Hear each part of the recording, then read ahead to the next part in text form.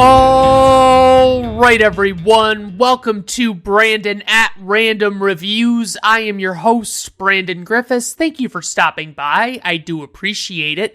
Today on the show, we'll be covering The Rock, released on June 7th, 1996, directed by Michael Bay, who is a well-known action blockbuster director. He has made a bunch of different movies. They're all very full of explosions and noise and things like that.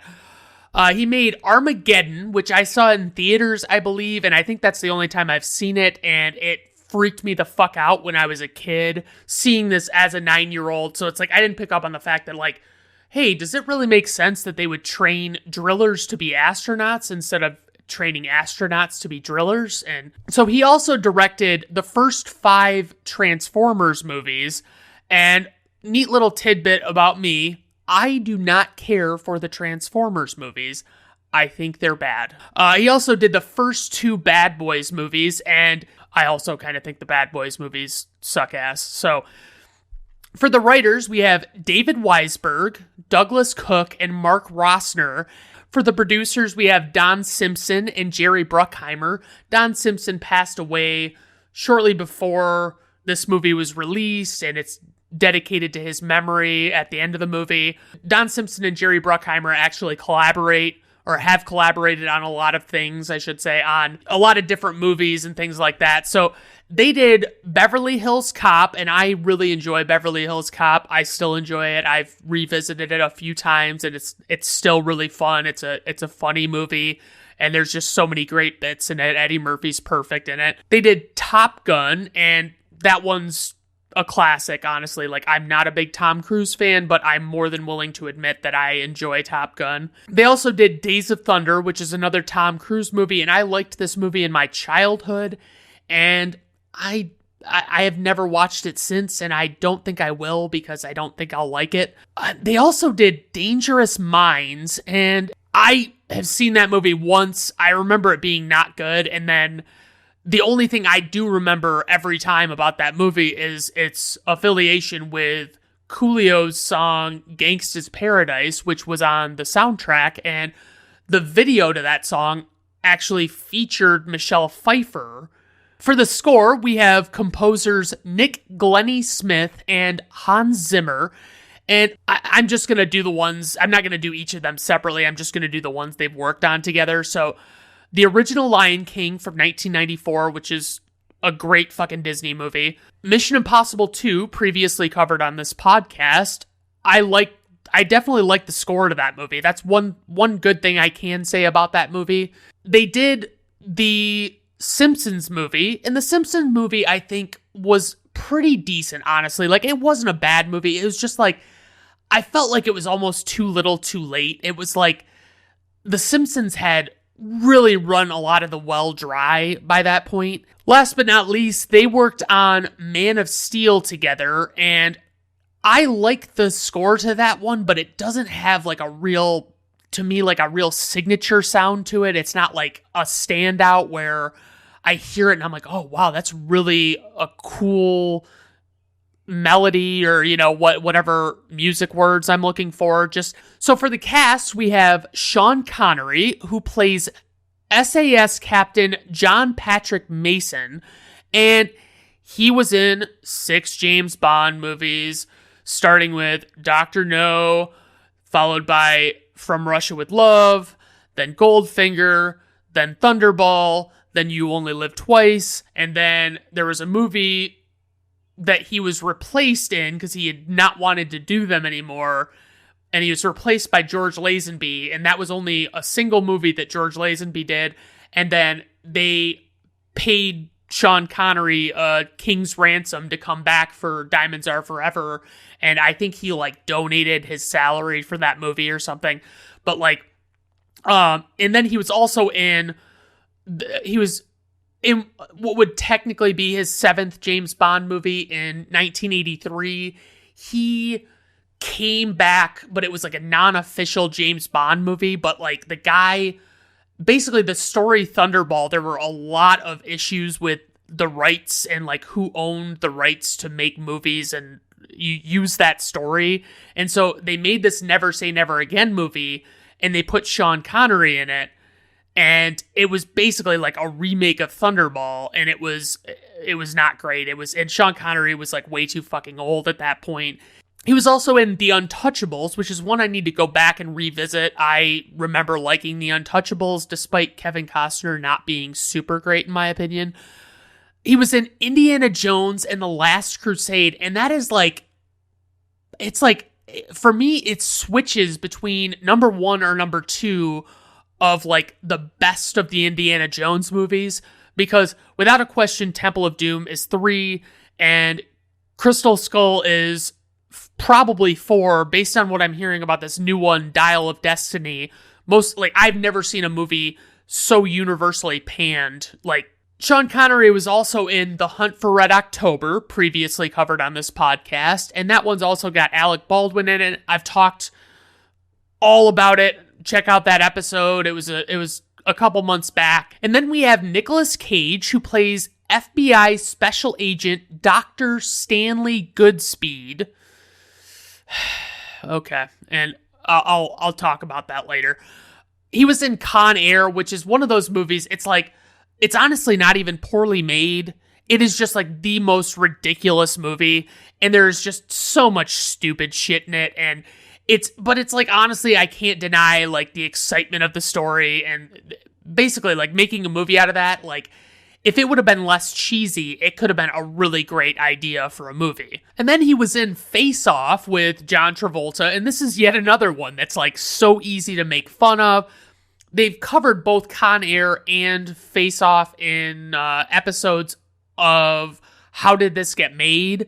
And it's like, I fucking love How Did This Get Made? It's a great podcast, and like, I really love it, and that's like really what's got me into the spirit of watching So Bad They're Good movies. They're really enjoyable to me. He was in Gone in 60 Seconds, which is a solid one. I enjoy it. It's got a really good cast in it. It's Nicolas Cage, and I can only take so much of that guy. And like, there's never been a movie with him and like several other actors that I've mentioned over the course of this podcast. And he was also in National Treasure, which is like a live-action Disney adventure mystery tale thing, and they're like trying to find the Declaration of Independence or whatever. I've seen it once. It was okay. It's a lot of people act like it's like the best fucking movie ever, and it's like, get the fuck out of here.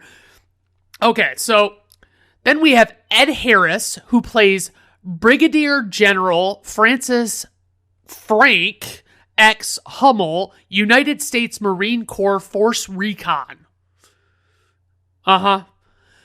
He was in Apollo 13. Great fucking movie. Probably a future episode. Honestly, I love Apollo 13. Great cast, great story, very exciting subject matter.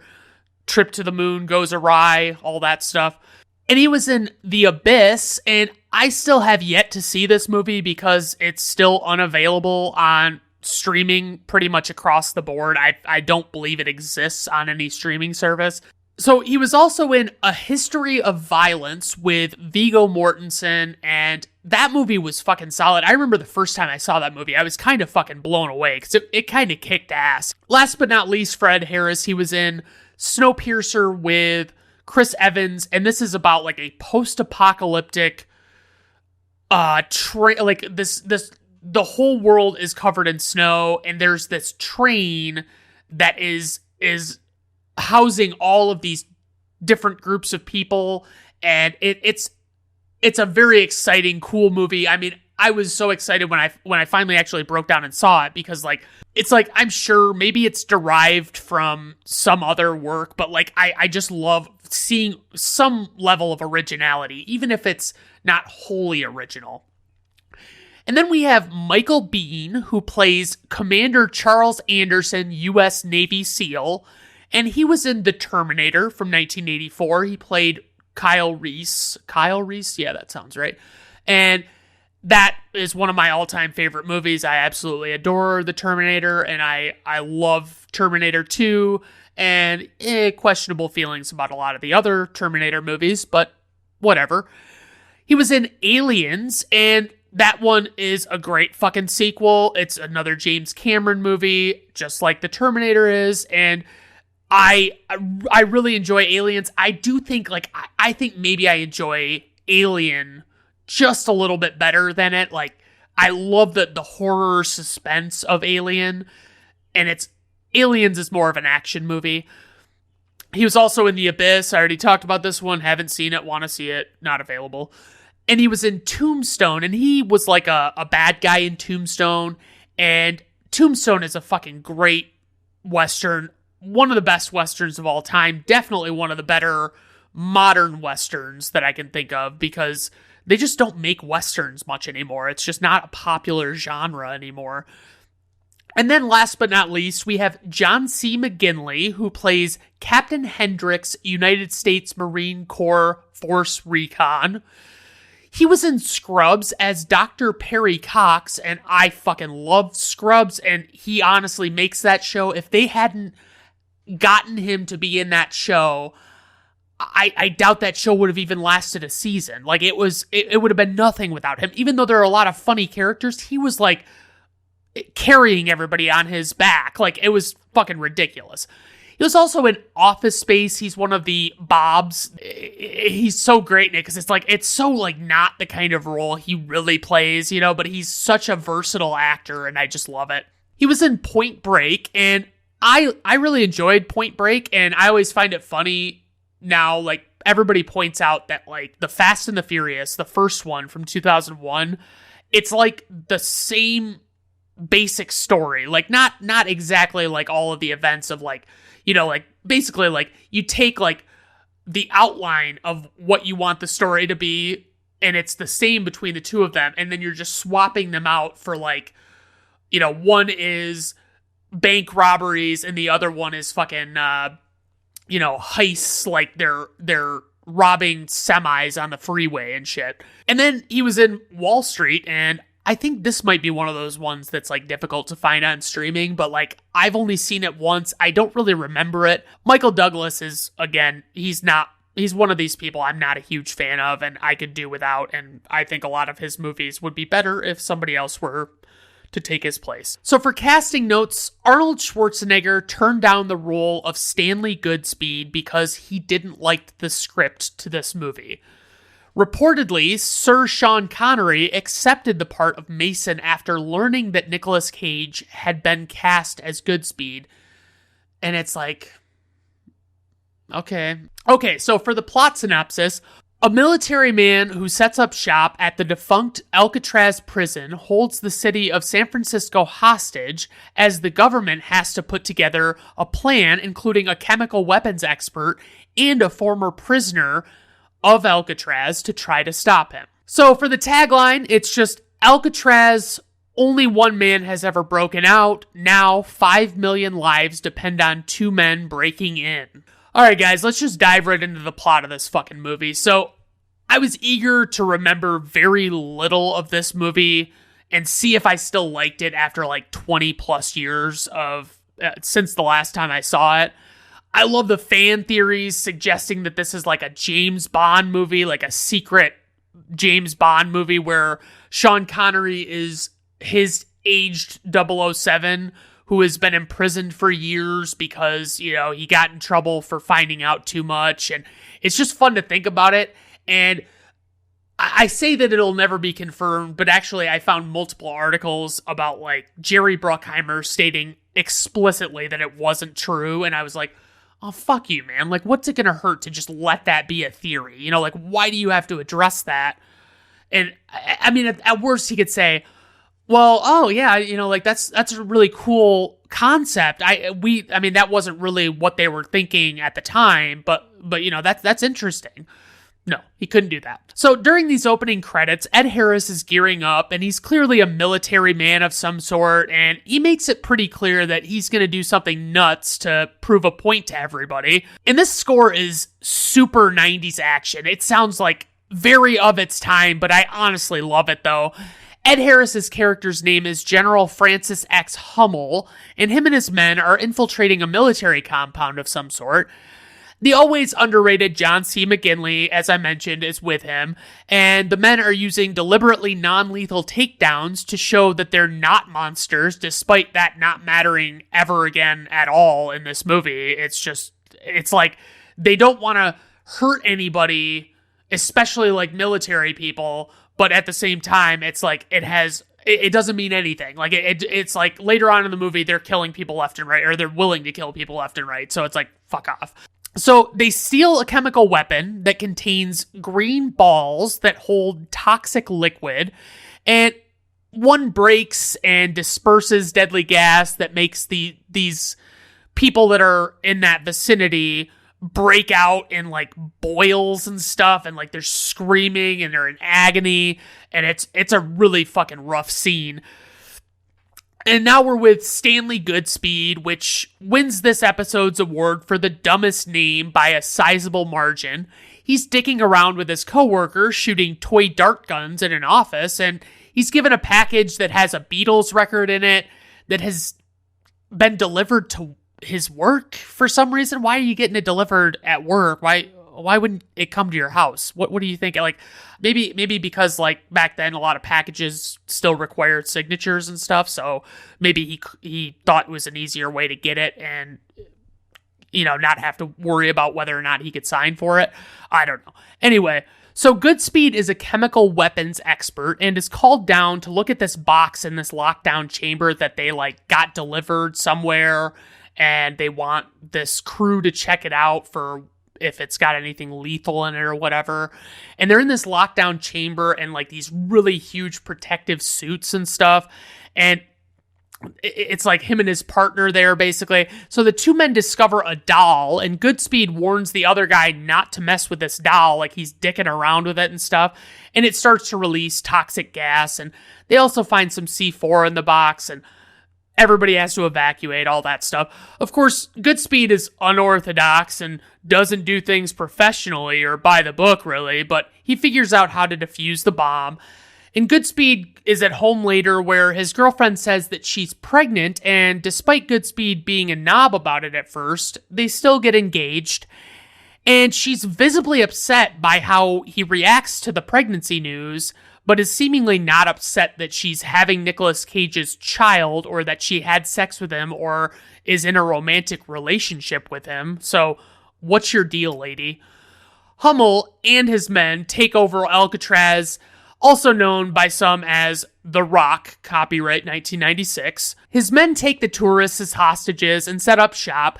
Hummel tells his men his plan and promises them $1 million each when they succeed. But like, did they all really not know the plan that was at play here until they already got this fucking far into it and they're already on Alcatraz? Are you like on the island? Are you fucking with me? Harris was a fucking perfect choice to play this angry, deranged Hummel who calls the authorities to explain the situation. Like, you really believe with Ed Harris that like he would be a good, high-ranking military man and he would be great. And you also believe that his anger about the things he's angry about would make sense. Basically, he calls the Pentagon to explain the situation, give them his demands, what have you.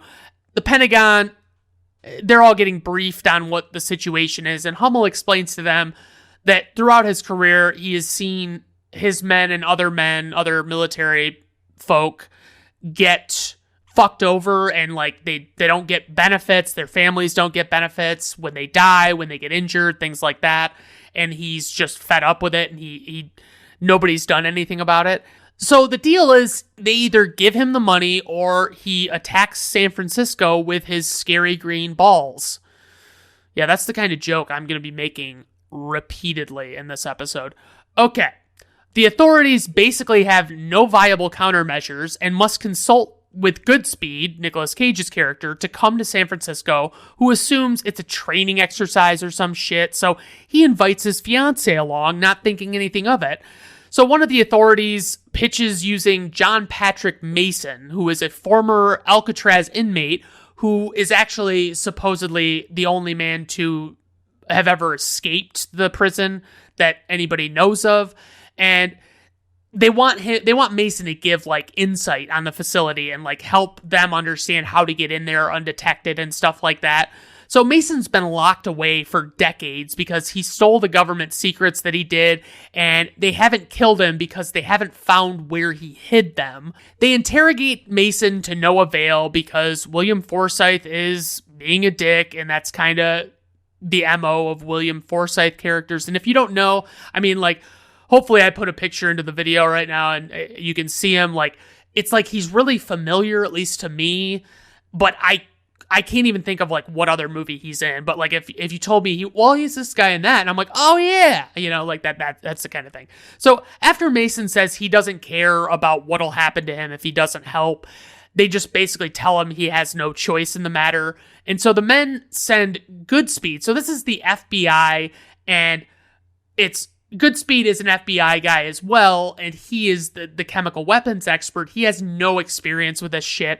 And so it's like, he has no business being in this room with Mason and trying to talk to him. Mason is way too intelligent and intuitive to let that happen. So the first thing Goodspeed does when they send him into the interrogation room is he has them take off his handcuffs and I think maybe ankle cuffs or whatever. And I think in The Fugitive, they said that those were called leg irons, but I don't know if that's a universal term.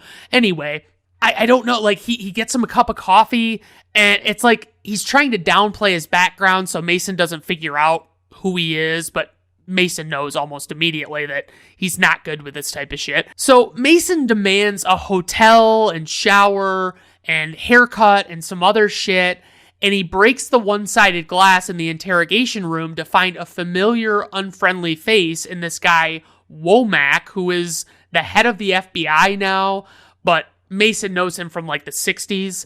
So they're transporting Mason, and he overhears Goodspeed telling his fiance not to come to San Francisco, and Mason knows something is going down, and it's pretty fucking serious if it's like he doesn't even want her in the city. So at the hotel, Mason orders fucking room service to distract the agents, and then a stylist comes and he cuts Mason's hair, which must be pretty fucking difficult with him having a wig on like that. Trust, like, as far as I know, all but maybe one of the James Bond movies, Sean Connery had to wear a hairpiece because he's fucking bald as shit. Mason takes the guy Womack that he recognized in the interrogation room and throws him over the railing of the hotel balcony and dangles him from a string.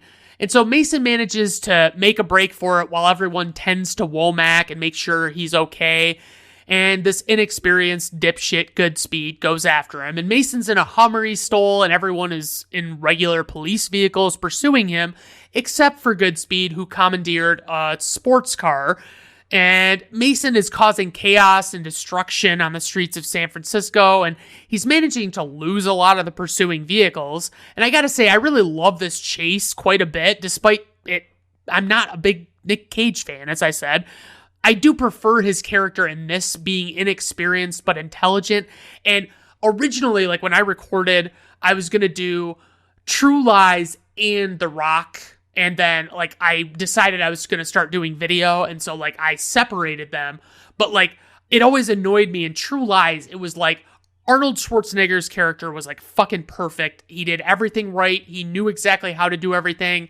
It was ridiculous. And I like a lack of that. You know, I like for Goodspeed to not be macho man, whatever. So Mason tracks down his daughter, and her name is Jade Angelou, and she's played by Claire Forlani, who I know best from Mallrats, and that was previously covered on this podcast. It was a Trading Ratings episode. He finds out that her mother is dead and talks with her briefly and mentions that she's one of the few bits of proof there are that he even exists. And Goodspeed has tracked him down, but he plays it cool and doesn't interrupt the conversation and just kind of stays back far enough that they don't notice him right away. So Goodspeed does Mason a solid by letting the daughter believe that Mason is actually volunteering to help them, and Mason starts to like him at this point quite a bit. So you might be wondering how, if Mason had his daughter on the list for next of kin, why they didn't track her down and use her as leverage to get information from him, and they just explain it away as her not being born yet when they captured Mason. But still, how did her info get on his file if she wasn't born? Who put it there? And why did they not ask any questions about who this person was? So Mason's actively assisting authorities now, but they still don't want him to attend the trip to Alcatraz because he's such a wild card. They know it's so likely he'll try and escape. So Goodspeed tries to explain the weapon, and they make it clear that he has to go with them to defuse it. They can't just tell these other guys. It makes no sense to not have Goodspeed tag along on this thing. So Goodspeed is in the restroom puking because he's freaking out about this mission and everything. And William Forsythe gives him a pep talk and assures him they'll get his fiancée to San Francisco safely, even though he knows she'll still be in grave danger. So Hummel is getting impatient when talking to the authorities as Michael Biehn is getting ready and rallying his men to infiltrate this place. And Mason watches Goodspeed, who is visibly nervous, as they're taking a helicopter ride to their drop point. And a bit later, Mason reveals to Goodspeed that he knows he doesn't have any of the experience he's represented himself to have. So it's okay, yeah, Mason's not dumb. And so Goodspeed's fiance gets picked up and gets impatient when they won't tell her what's going on. So she walks out of the vehicle and they have to go after her. But literally nothing comes of this, and they just re-apprehend her and take her to the command center thing. And it's fucking pointless. I cut that from this fucking movie. It doesn't need to be there. So on Alcatraz, the bad guys are very aware of the fact that the move is being made to infiltrate the island. And it seems like if you're Hummel, you would just launch the bomb immediately, because what else are you supposed to? It's clearly they're not going to fucking give you what you want if they're planning this attack. And you're going to be even more pissed off if they even just fail. The men get inside Alcatraz and are seemingly trapped in this room, and Mason has to sneak through this fiery crawl space and lets the men out despite their fears that he would just flee once he got through. So Mason leads the men through the facility with only a grasp of distances from one point to another as measured in paces from when he escaped all those years ago. And they're using snake cams to check rooms, and there are all these motion sensors that the bad guys have set up. The room is above their location that they're looking into, so they're looking through a floor drain, and they accidentally trip one of the sensors, and they alert Hummel's men. And the tension is very well built in these sequences, and I really find myself getting excited for all of this action that I know is coming. So the quote-unquote good guys end up in a standoff with Hummel, and the score is fucking wailing, and Michael Biehn and many of his men die. And honestly, it's a bummer. I love Michael Biehn, and I wish we got more of him and more stuff, but it just doesn't happen. So one thing I need to point out is that Mason and Goodspeed are hiding in the room below where the action is, and Hummel is not aware that they're in there. It seems like it's kind of like a sewer almost, For some reason, Hummel doesn't just say, well, it seemed like these guys were coming out of this grate in the floor. Maybe we should do something to make sure that there aren't any more guys on this team that are hiding down there. He doesn't do that. He just kind of acts like nothing's awry or anything. At the command center, they assume that the mission is fucked, but they find out that Goodspeed and Mason are still alive, and Mason is seemingly leaving at this point. He's like, fuck this, we're toast. And Goodspeed is being told to go after Mason and stop him, but Goodspeed is always way out of his league when confronting Mason. Back with the authorities, Womack reveals that Mason was held without a trial for decades because he knew a lot of major government secrets, and Goodspeed tries to get through to Mason, but Mason sees through it, and he asks for Mason's help since his only expertise is just defusing these bombs. He doesn't have any other skills in this aspect. So Hummel's men hear them talking, and they go to great lengths to try and kill them with explosives, and it doesn't kill them because it'd be really bad storytelling if they died an hour into the movie. Our heroes, I mean.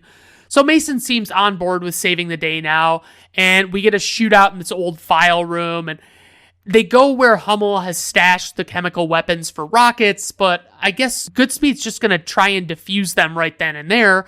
But these green balls are so dangerous and volatile that they have to very carefully handle them, because if one of the balls breaks, it'll kill them in 30 seconds like it did the guys early on in the movie. So Hummel figures out that Mason and Goodspeed are still alive and comes to attack them.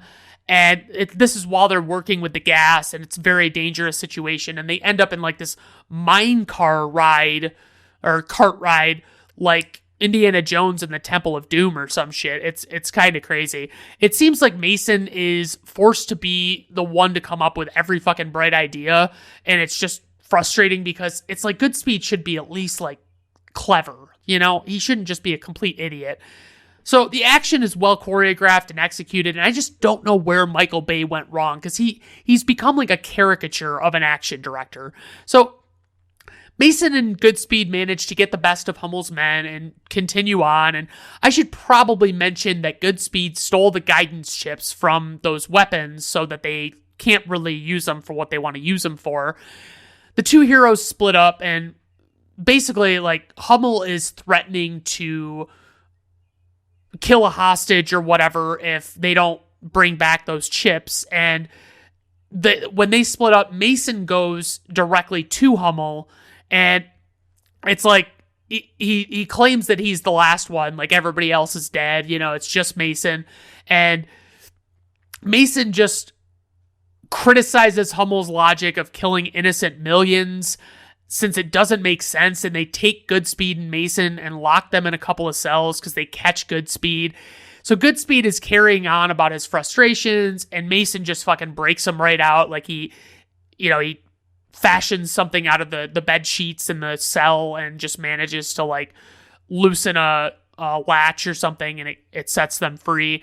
So Mason mentions that the only reason they never killed him is because he refused to give them the secret microfilm with all of these government secrets on it. And Hummel is talking to his men as the critical hour approaches, and some of them are getting a little fucking hostile and impatient, it seems. So Mason and Goodspeed escape their cells, and the Pentagon asks Hummel for more time, and he tells them that they have 3 minutes.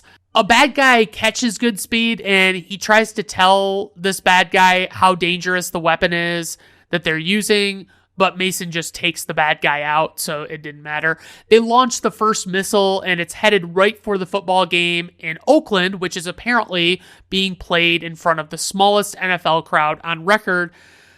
And I mean, I don't know how good Raiders games were attended in the 90s, but like, they had to be better than this. It looks like almost an empty stadium. Like, it looks like they paid 5 extras to sit in those stands. So Hummel redirects the missile to explode in the water at last minute, and this pisses his men off pretty bad, because it just kind of basically says, like, he got his bluff called. Like, he doesn't actually intend to do what he's saying he's going to do. So Hummel's refusing a request for more time from the Pentagon, but it's like, do you or do you not want to kill countless innocent civilians, bro? Fucking make up your mind. So anyway, I think I spotted Jim Caviezel. I put it in my notes like that because I didn't look it up at the time, but I spotted Jim Caviezel piloting a fighter jet, and that's kind of exciting, and I confirmed it with Google, and I even got the picture that you are either seeing right now or just saw. So Hummel's men confront him for wussing out, and there's this big mutiny, and there's like all this gunfire, and basically like they kill Hummel, or like he's dying basically, and Goodspeed manages to like get the information out of him of like where the last weapon is, and he tells him it's at this lighthouse. Goodspeed goes to this fucking lighthouse, and Mason sticks around to stave off the bad guys, and the guy who plays the original Candyman, I can't fucking remember his name, but anyway, him and Goodspeed have kind of like a showdown in the lighthouse, and he's trying to dismantle these weapons, and it's him, and then like other bad guys show up at some point, but ultimately Goodspeed makes an Elton John reference to him where he asks if he likes the song Rocket Man, and the guy, Candyman's just like, no. Like, what the fuck is this? And Goodspeed tells him he is the Rocket Man and fires the rocket at him and kills him. This exchange is probably the dumbest moment of the entire movie by a long shot. So there's a lot of scrambling around, and Goodspeed kills another bad guy, and he does it with the green balls, and he puts a green ball in this guy's mouth, and then he has to, like, time giving himself the shot, like I think it's like an adrenaline shot or something, so he survives it, like, so it doesn't kill him, and so, like, that's how he takes that bad guy down, like, fucking making him chomp into a fucking giant green ball. So Goodspeed sets off some flares, and they don't see him in time, and they bomb the island, and it's not looking good. Goodspeed almost dies. He, like, gets thrown way out by the explosion, but he ends up landing in the water, and he's safe, and so he radios to tell the authorities the hostages are alive, and Mason had saved him from the water, and basically he leads the authorities to believe that Mason died, and he's just gone. You know, they don't need to worry about him. It's over. He's dead. And so Mason, before he leaves, because he appreciates what Goodspeed has done for him so much, he gives him the secret location of the microfilm with all of the government secrets on it. And it's somewhere in the middle of fucking nowhere in, like, Kansas or some shit. The FBI guys come, like William Forsythe and this Womack guy.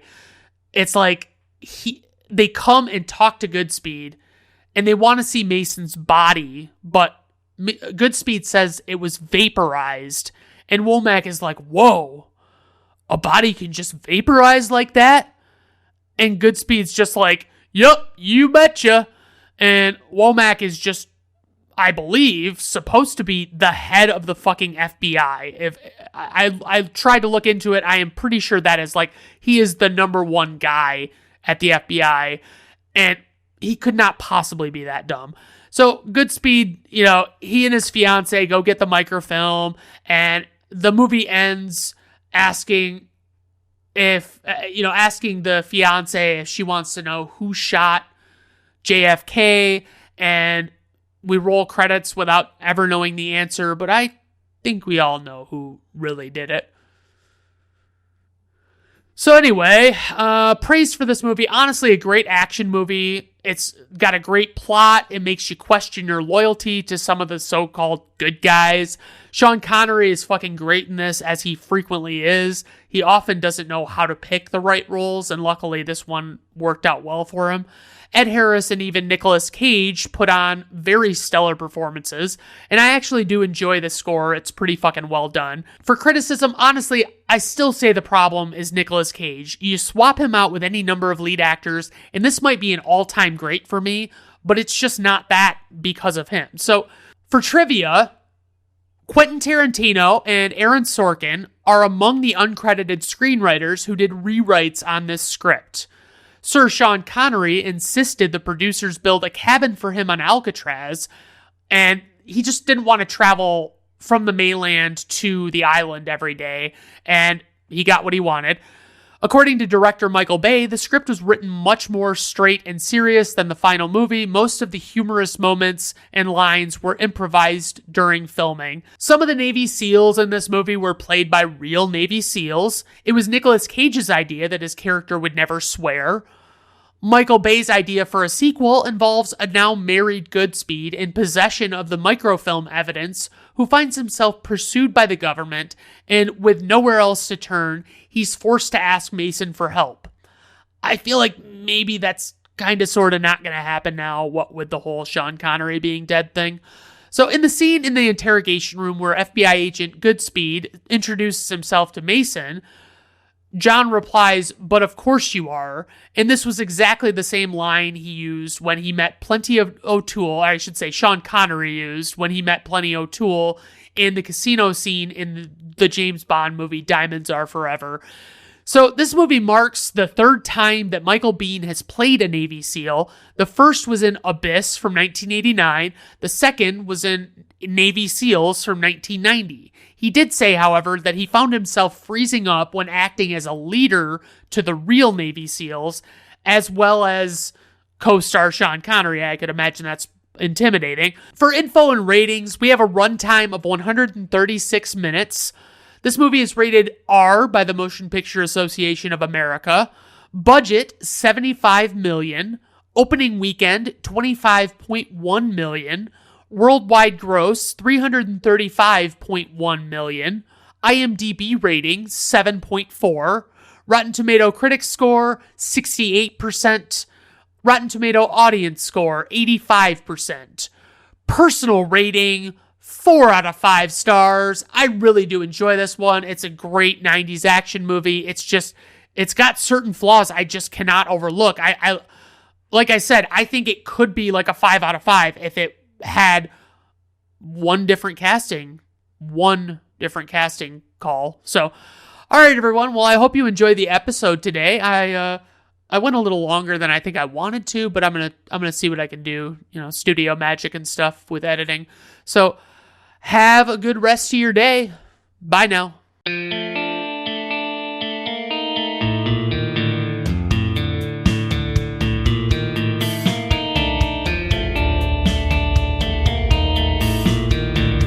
Brandon at Random Reviews artwork, theme music, and podcast are written, performed, recorded, engineered, directed, and produced by Brandon Griffes in association with Brandon at Random Reviews Entertainment.